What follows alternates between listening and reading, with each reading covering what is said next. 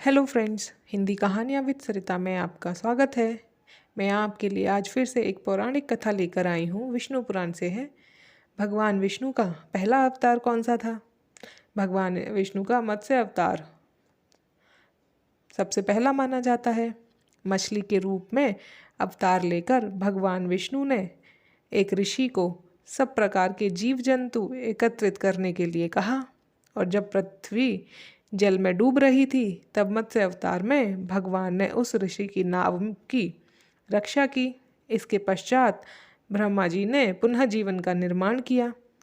एक दूसरी मान्यता के अनुसार एक राक्षस ने जब वेदों को चुराकर सागर की अथाह गहराई में छुपा दिया था, तब भगवान विष्णु ने मत्स्य रूप धारण करके वेदों को प्राप्त किया और उन्हें पुनः स्थापित किया। एक बार ब्रह्मा जी की असावधानी के कारण एक बहुत बड़े दैत्य ने वेदों को चुरा लिया। उस दैत्य का नाम हयग्रीव था। वेदों को चुरा लिए जाने के कारण ज्ञान लुप्त हो गया। चारों ओर अज्ञानता का अंधकार फैल गया और पाप तथा अधर्म का बोलबाला हो गया।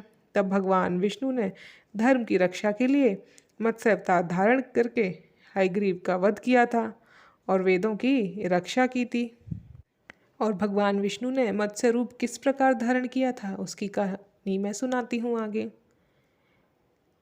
कल्पांत के पूर्व एक पुण्यात्मा राजा तप कर रहा था। राजा का नाम सत्यव्रत था। सत्यव्रत पुण्यात्मा तो था ही, बड़े हृदय वाला भी था। प्रभात का समय था। सूर्योदय हो चुका था। सत्यव्रत कृतमाला नदी में स्नान कर रहा था।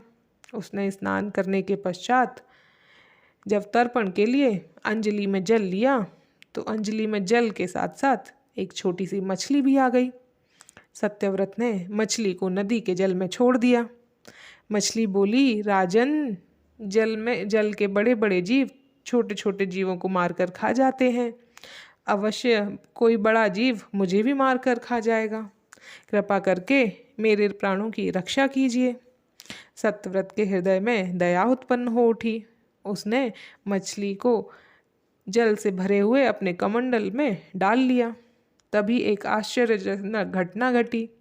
एक रात में मछली का शरीर इतना बढ़ गया कि कमंडल में उसके रहने के लिए छोटा पड़ने लगा। दूसरे दिन मछली सत्यव्रत से बोली, राजन, रहने के लिए कोई दूसरा स्थान ढूंढिए, क्योंकि मेरा शरीर बढ़ गया है। मुझे घूमने फिरने के लिए बड़ा कष्ट हो रहा है। सत्यव्रत ने मछली को कमंडल से निकालकर पानी से भरे एक मटके में रख दिया। यहाँ भी मछली का शरीर रात भर में मटके से जितना बड़ा हो गया कि मटका भी उसके रहने के लिए छोटा पड़ गया। दूसरे दिन मछली पुनः सत्यव्रत से बोली, राजन, मेरे रहने के लिए कहीं और प्रबंध कीजिए, क्योंकि मटका भी मेरे रहने के लिए छोटा पड़ रहा है। तब सत्यव्रत ने मछली को निकालकर एक सरोवर में डाल दिया, किंतु सरोवर भी मछली के लिए छोटा पड़ गया। इसके बाद सत्यव्रत ने मछली को नदी में और फिर उसके बाद समुद्र में डाल दिया। आश्चर्य था कि समुद्र में भी मछली का शरीर इतना अधिक बढ़ गया कि मछली के रहने के लिए वह जगह छोटी पड़ गई। अतः मछली पुनः सत्यव्रत से बोली, राजन, यह समुद्र भी मेरे रहने के लिए उपयुक्त नहीं है। मेरे रहने के लिए कहीं और व्यवस्था कीजिए। अब सत्यव्रत एकदम विस्मय में पड़ गए, सोच में पड़ गए। उसने आज तक ऐसी मछली कभी नहीं देखी थी। वह विस्मय भरे स्वर में बोला, मेरी बुद्धि को विस्मय के सागर में डुबो देने वाले आप हैं कौन? मत्स्य रूपधारी श्री हरि ने उत्तर दिया, राजन, हयग्रीव नामक दैत्य ने वेदों को चुरा लिया है। जगत में चारों ओर अज्ञान और धर्म का अंधकार फैला हुआ है। मैंने हयग्रीव को मारने के लिए मत्स्य का रूप धारण किया है। आज से 7वें दिन पृथ्वी प्रलय के चक्र में फिर जाएगी। समुद्र उमड़ उठेगा, भयानक वृष्टि होगी, सारी पृथ्वी पानी में डूब जाएगी। जल के अतिरिक्त कुछ नहीं भी होगा। यहाँ पर आपके पास एक नाव पहुँचेगी। आप सभी अनाजों और औषधियों के बीज को लेकर सप्त ऋषियों के साथ नाव में बैठ जाइएगा। मैं उसी समय आपको पुनः दिखाई पड़ूंगा और आपको आत्मत्व का ज्ञान प्रदान करूंगा। सत्यव्रत उसी दिन से श्रीहरि का स्मरण करते हुए प्रलय की प्रतीक्षा करने लगे। 7वें दिन प्रलय का दृश्य उपस्थित हो उठा। समुद्र भी उमड़कर अपनी सीमाओं से बाहर बहने लगा। भयानक वृष्टि होने लगी। थोड़ी ही देर में सारी पृथ्वी पर जल ही जल हो गया। संपूर्ण पृथ्वी जल में समा गई। तभी उसी समय एक नाव दिखाई पड़ी।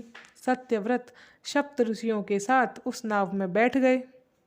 उन्होंने नाव के ऊपर संपूर्ण अनाजों और औषधियों के बीज भर लिए। नाव प्रलय के सागर में तैरने लगी। प्रलय के उस सागर में उस नाव के अतिरिक्त कहीं भी कुछ भी नहीं दिखाई दे रहा था।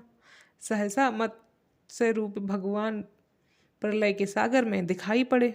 सत्यव्रत और सप्त ऋषिगण मत्स्य रूपी भगवान की प्रार्थना करने लगे। भगवान से आत्मज्ञान पाकर सत्यव्रत का जीवन धन्य हो उठा। वे जीते जी ही जीवन मुक्त हो गया। प्रलय का प्रकोप शांत होने पर मत्स्य रूपी भगवान ने हयग्रीव को मारकर उससे वेद छीन लिए। भगवान ने ब्रह्मा जी को पुनः वेद वापस कर दिए।